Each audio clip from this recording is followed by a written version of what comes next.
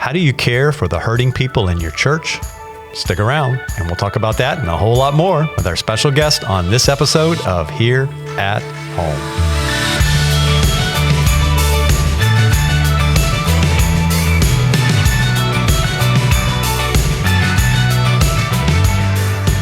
Welcome to the Here at Home podcast, a podcast about the people here at McGregor, their stories, their ministry, and their love for Jesus. My name is Mark Bricker, your host for the Here at Home podcast. And joining me on today's Here at Home podcast is Dave Kreller. Well, hello, Mark. How are you today? Awesome. Glad to have you on the podcast today. Looking forward to having an awesome conversation. And we got a lot to cover, and we'll dive right in. First of all, I have a quick question, because I know you've been around McGregor a long time, right? Long time. Long time. Like, how long is a long time? Nancy and I joined in 1975, so quick math, 48 years. 48, so you're coming up on your 50th anniversary. That's right. Being a McGregor member. The golden anniversary. So, man, that is a long time. I think you have Kerry Robinson beat. Yes. Yes, he was just a young pup when he came. Yes, all right. All right, well, tell us a little bit. I know you haven't lived here in Fort Myers and been a member at McGregor all of your years, more than 48. I won't say how many. I don't know how many. Just a few more. So where were you born and raised, Dave? Actually, I was born in Dallas, Texas. My father was going to Dallas Seminary after the war. Wow. So I am a diehard Cowboy fan, and we die a lot. Yes. But then he had a church in southern Pennsylvania during my elementary years. So we lived in around Lebanon, Pennsylvania, which I loved. I learned to eat well when I lived there. And then he went to Baptist Bible Seminary when I was in high school as a professor, and then to Michigan. So my freshman year of college at Houghton College in Western New York. Houghton? The Houghton Highlanders. Houghton Highlanders. Yes. I have never heard of that college. Thank you very much. Houghton. It is a real school. I believe it, yeah. And but they were in Michigan, and I went to school in Western New York. After I graduated, Nancy and I got married. I taught math for 3 years in Western New York, and then we moved to Florida in 73. 73. All right. Exactly. Yeah. Lee County School District for 20 and a half years, and then joined the staff at McGregor, actually, when Jim Holbrook was here, and we started SFCA at that time. We'll come back to that in a minute. I want to talk a little bit about that. But we do have this in common. We were both born in Texas. I was born in Fort Worth, not Dallas, and my father was in seminary when I was born. Really? At Southwestern Baptist Theological I didn't know Seminary. You were born in Texas. Yes, sir. All right. So deep in the heart of Texas. We have that in common. All right, so you end up here in Florida, and you're part of the Lee County Public Schools, but you end up on staff here at McGregor. How did that all come about? Well, we joined McGregor in 75, and we spent time teaching. I was a deacon, and Jim Holbrook and I developed a really good relationship. He had a vision for a school, and I was ready to move after 20 and a half years of the public system. I was a math teacher, but most of my time administrator, including principal at Cape Coral High School. So I had an administrative education background, and he had a vision to start a school, as I did, and we just teamed up. And at that time, the church was extremely supportive, and we were off and running. Yeah. What year was it that you started on staff to begin that process, and what year did the school have its first year? I think we started I think I joined in 92. And then it took maybe 3 years. I think it was 95. So 95. I think they just celebrated their anniversary here. Anyway, we started grades K through 3. So we started with 4 grades, and then we added 3, and then middle school, and then once we had high school, a year at a time. So we moved rather aggressively, and praise God, now they have 830 students. Yeah, so it's really growing, and just God's using that in some really amazing ways. You have stayed very busy. Post that, once you stepped down from that, is that when you went directly into running the store? No, actually, when we moved down here, my wife worked for the state as in social services. That lasted 5 years. and I didn't really enjoy that kind of work. She had an opportunity to manage a Hallmark store. And then later in 83, we had a chance to buy one. Okay. So we owned that store for 30 years. Yeah, long almost time. 40 years, 30-some years. And then when I left the church, we at that left time. The school? What's that? You left the school or the church? Well, the school. The school, okay. Left the employment of the church. Yeah, the church. And yes. then, there you go. So then we ran the business together until we closed. In fact, that itself was a blessing because our lease was going to be up. We were at the Coralwood Shopping Center in Cape Coral, and our lease was going to be up in March of 2020. And we decided, okay, this is really time. Hallmark was going to come in and they were going to buy the store. COVID hit, and we had to close 10 days before the end of our lease. But it was such a blessing because if we still had our lease, it would have been, $12,000 a month with no income. Yeah. So, the Lord just took care of that. Worked it. Yeah. That's awesome. And it was a good time for us to get out anyway. And I know you have stayed busy in ministry here, even though it might not have been as a paid position. You have always been very busy teaching life group, deacon ministry. What are some other areas that you have served? Well, actually, in our younger days, Nancy and I both worked right up through. We started with Kelly Cannon. I don't know if anybody remembers that name. Started in the children's ministry. Right. And then when our kids moved through junior high school, we were in that age group. And when they both left, then we went to adult. So I've been teaching, I don't know how many years, however many years that is. And also teaching on Wednesday nights occasionally, which I enjoy. I do get paid. I get paid in the pleasure of really, I enjoy teaching. And it's something I feel called to do, and I love to do it. So I get paid every time I teach. Yeah. So it's fabulous. Really. Yeah. Oops. I'm going to have you sit on your hands. You have been banging the table the whole time. That's me. Let's go. Little nervous energy. There you go. All right. Well, the reason I wanted you in here, Dave, because we could talk about any of those different things because you have done so many, different ministry areas of the church and the school. But most recently, you and your wife, Nancy, have been a part, or really the spearhead for starting a new ministry, or restarting, I guess I could say, because we had this back years ago. But exactly, as in recent times, kind of we'll call it starting a new ministry here, called the Stephen Ministry. Right. And so I started off the podcast, how do you help somebody that's hurting as a church? Their answer to that question, there are a lot of ways. But you really felt this is a great opportunity for us to mobilize, equip, and train people to do that type of ministry. So I would love for you, first of all, to give us a kind of a short definition of what is Stephen Ministry, because I think there's still people, even though we talk about it and they hear about it and they see, they still might not really fully know, or as they say, you have to hear several times before you really know what something is. So give us a good, simple definition of what Stephen Ministry is, and then why did you and Nancy feel the burden? Because I know it was a lot of work to get this restarted again here with your own personal training, your own time, your own investment. It was a lot. So give us that definition, and then talk a little bit about the call to do this.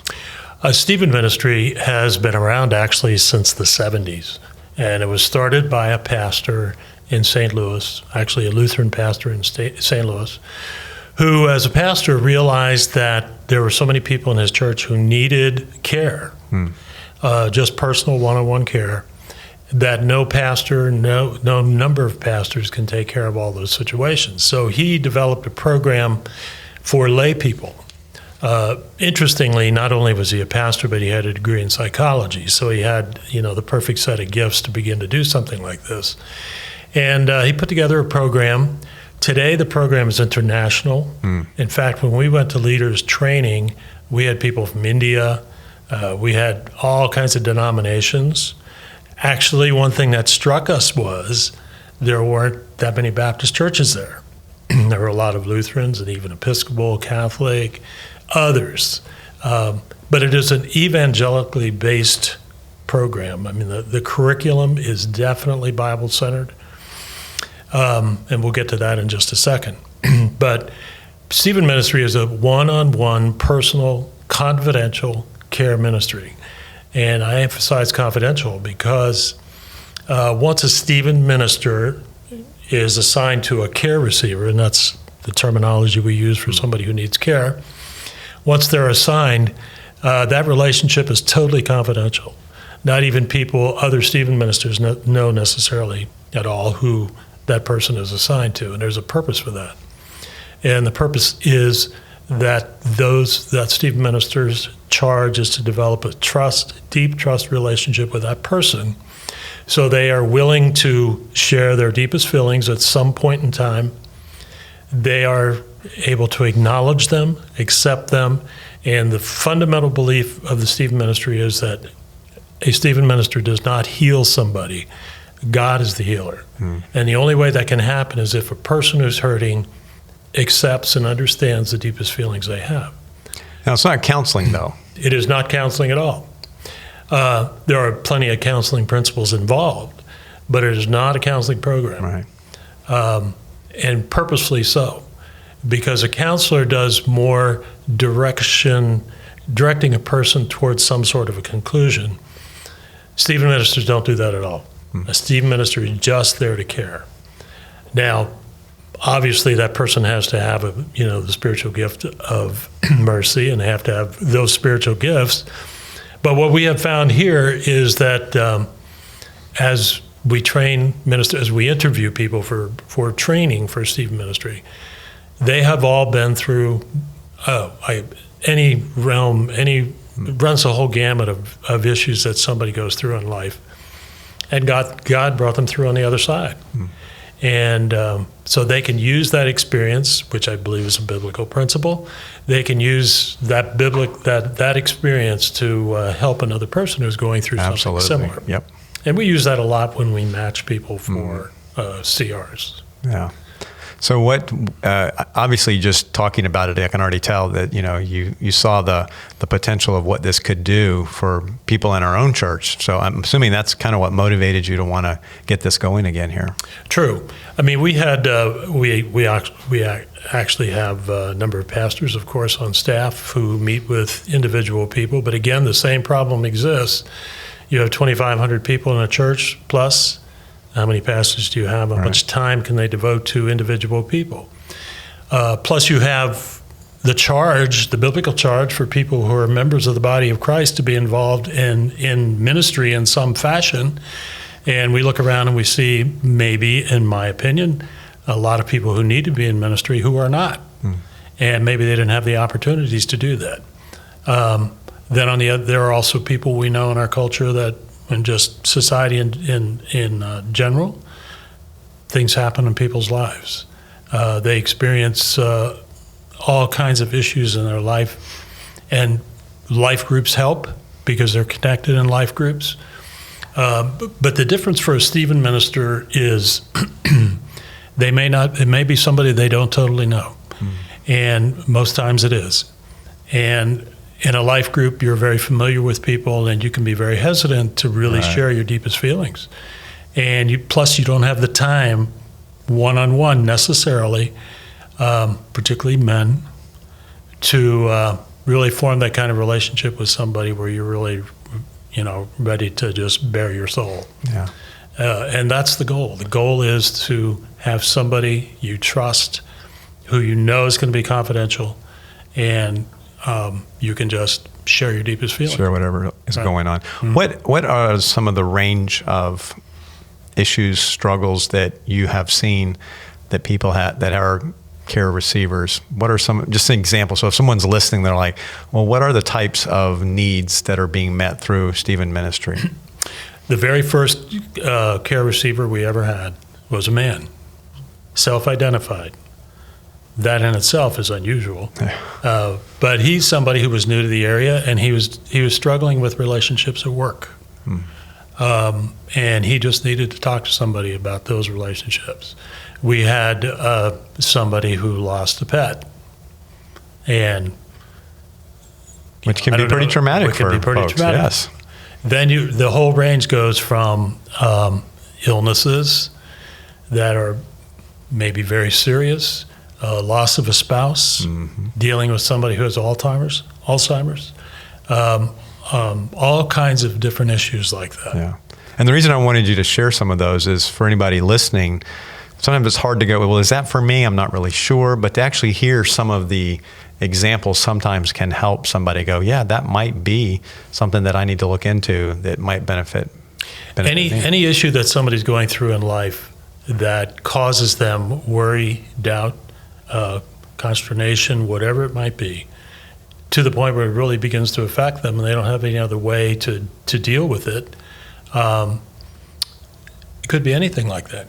It could be a young person, a young mom, loss of a child. It could be a divorce. It could be you're divorced, but you're struggling with custody issue with your kids, financial issues at work, whatever it might be. Yeah.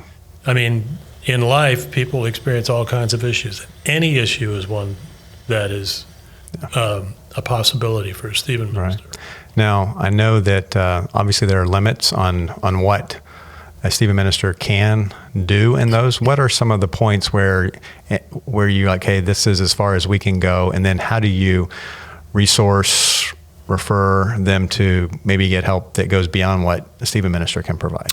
One thing that we've done is build a resource book for the ministry. So if you're dealing with a care receiver who has a financial need or has a custodial issue or taking care of someone, a Stephen minister is not someone who runs errands for you or gets groceries or any of those things or financial resource, none of those things. However, we can, if necessary, put them in touch with people who have those. But one of the biggest things is, and Stephen ministry is 50 hours of training. So it takes us about 2.5 months. We meet once a week, 2.5 hours each time, and we cover modules. We have a module specifically designed to help you identify when you need assistance. From the point of calling your Stephen leader because you have a crisis situation, or when to do it, when to call 911, when to refer them to professional counseling, whatever it might be. So part of the training is recognizing when you need to do that. Yeah. One of the big vehicles we have to help, though, is all of our Stephen ministers meet 2 Tuesday nights a month. And the reason for that is peer supervision. Peer supervision has a dual purpose. One is accountability, because as a Stephen minister, they're to meet with their person for at least an hour every week. So it is a time commitment for a Stephen minister, but you're not going to be able to develop a relationship with somebody unless you spend the time doing it. And so peer supervision helps to keep them accountable to doing that. The other part of that is during that time, a smaller group of Stephen ministers share their contact report. Again, no information that would identify somebody or no names or anything like that. But I've contacted my CRs so many times. If they're having any issues with somebody, not knowing how to handle a different situation, they can get advice from their peers. And so they have an accountability system, they have an encouragement system, they have a way they can get some additional help if they need it. I love that. Well, you said it real quickly, but 50 hours of training right on the front end, that each Stephen minister has gone through that type of training. And not only do you have that, but you have what you just were describing, that ongoing accountability, encouragement, and in some ways even training. You're still training them. You never stop, hopefully, learning and learning from one another, learning from whoever the leaders are. So I love that idea of keeping them sharp. Yeah, as a matter of fact, not everyone, but we do continuing education during that peer supervision time. In fact, this month we're starting reading a book on empathy, and just to refresh ourselves with what true empathy is. We've also done grief. Mark Bricker came in once and spoke about his own personal situation. With his son and his father, and we've had we've had other folks come in and just share their grief experience, knowing so that our Stephen ministers could hear from a care receiver what grief really feels like. Right. Because grief is one of the bigger issues that we do face. Right. Loss of a spouse. We have our own personal experience with my wife's mother having Alzheimer's, and we know that all the feelings that are involved, grief, anger, regret, all of those feelings can be very deep feelings, and they need to be dealt with because they affect us in a very negative way. So, yeah, I would imagine that the whole issue of grief would be something that, unfortunately, a lot of people don't seek out help.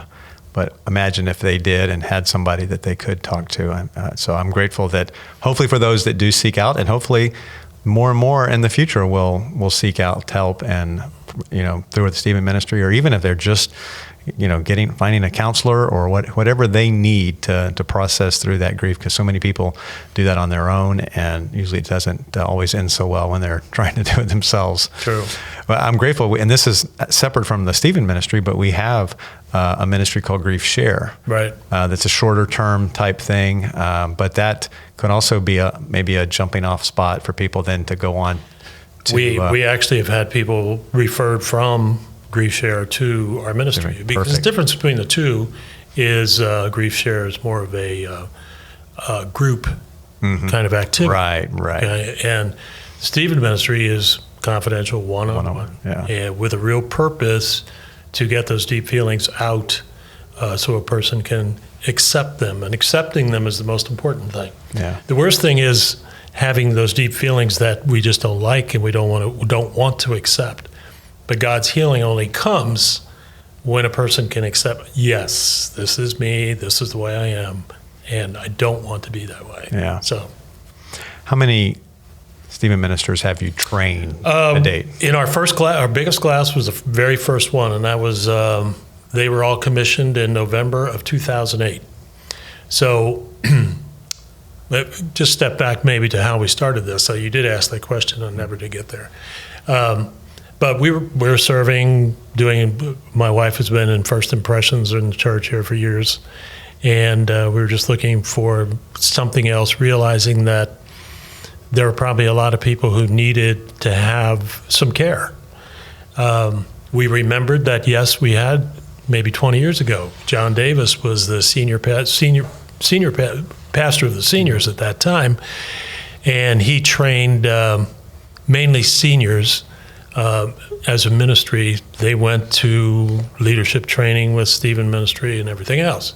So we remembered that, and Jim Holbrook was here at that time, and John Davis, and it was their vision to begin something like that. So we remembered that, and we checked into Stephen ministry on our own. Found out they have training twice a year in Orlando. This was pre-COVID, so it was a big conference kind of training. We went to the deacons and said, hey, if we go, when we come back, could we start this program?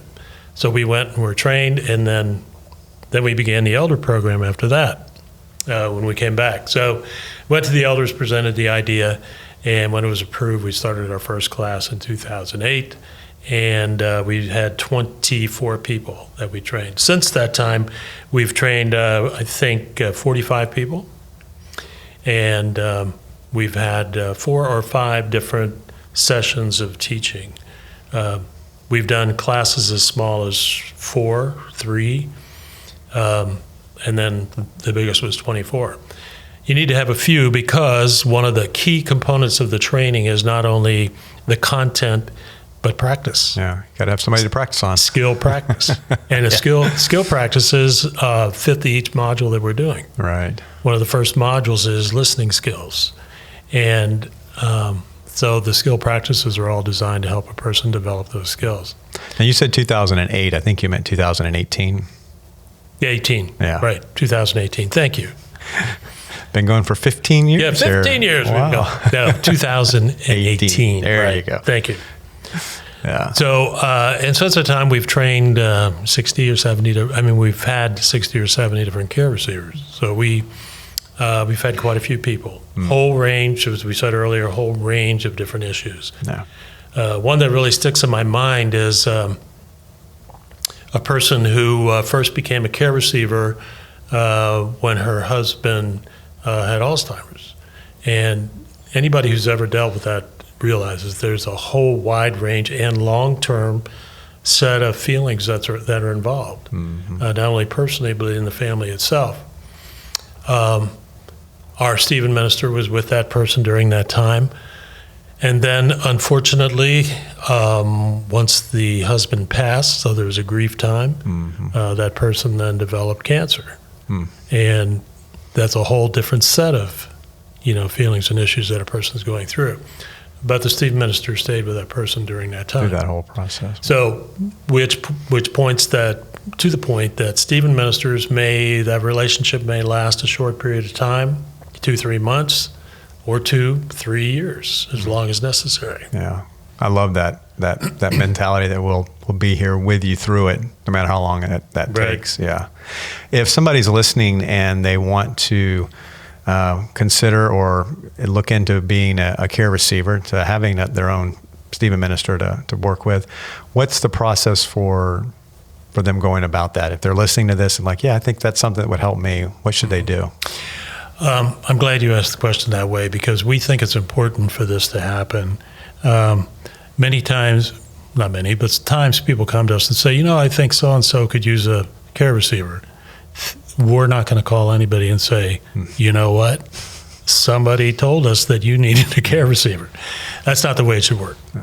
What we encourage people to do is either themselves, or if they know someone, talk to them about what Stephen ministry is, mm-hmm. and have them contact us. The easiest way to contact us is either my email or Nancy's mail, and that's on all the literature that we have here, or simply call Tammy in the church office. Call the church office, 936-1754, and ask for Tammy Goodwin. She will take care of it. She'll do it the easiest way. Or one of the pastors, because pastors mm-hmm. have referred people to us, so on. But the important thing for us is speak to that person first. Yeah. Have them contact us. The person needs to take the initiative. Yeah. What happens after that is, if it's a gentleman who calls, I'll arrange to meet with him. We'll sit down and talk. Or my wife, if it's a woman. Mm. And after that initial interview, we go away. We pray about who the Stephen minister might be, and then connect them. We go to a Stephen minister. We give them the information that we have. And then the Stephen minister calls that person, and they set up their first meeting, and then they're on their own after that. That's neat. We have found in the past that that the Lord really puts people together. Yeah. And if we pray about a situation and somebody needing a Stephen minister, we know the background of the Stephen ministers, we know the care receivers somewhat, and then the Lord puts the whole thing together. That's it. And we found that to work out just fabulously over the years. So. Well, Dave, I appreciate you taking the time to come by and share about the Stephen ministry, and just to hear how it got started, what it is, the impact it's having on people's lives, and the opportunity for people listening, either themselves or somebody they know that they think would benefit from being a part of this. Don't hesitate. Call church office. Like Dave said, don't do that for someone else. They need to do it themselves, but they can call 936-1754 and ask for Tammy, and we'll be glad to get the ball rolling on our end. All right. Could I speak about one other thing we're doing? If you make it quick. Okay. Once we started this, that was my nice smooth wrap up, but go ahead. Okay. I didn't want to interrupt that. You're kicking me under the table on it. Anyway, what we realized was, having been here many years, there are many people that we know who contributed their lives to this church, and when they get to a state where they can no longer attend church, they were kind of being ignored. So we started, this is not really part of the international Stephen ministry, but we train our people to, we use some of our Stephen ministers, and some of the deacons do the same, to make sure these people are visited on a regular basis, maybe not every week, but at least a month or twice a month, because they're part of our church. Yeah. And they contributed to the legacy of the church, and we don't want to forget them. Yeah. So we call that the legacy ministry, And we have anybody who's in assisted living or in that kind of a care situation, even homebound, we want to make sure that somebody from here is there ministering to. Reaching out to them. Yeah, so that's kind of a new thing that we kind of added a few years ago. That's awesome. All right. Well, thanks again, Dave. You're welcome. This wraps up another episode of Here at Home, and so appreciate you joining us, Dave. And also for those of you that are listening, thank you so much for being part of our Here at Home podcast community. And if you haven't yet subscribed to the Here at Home podcast, please take a moment and do that. Sign up for the notifications as well, and that way every time a new podcast drops, you'll be notified. All right. So thanks for listening, and we'll see you back in a couple of weeks right here at home.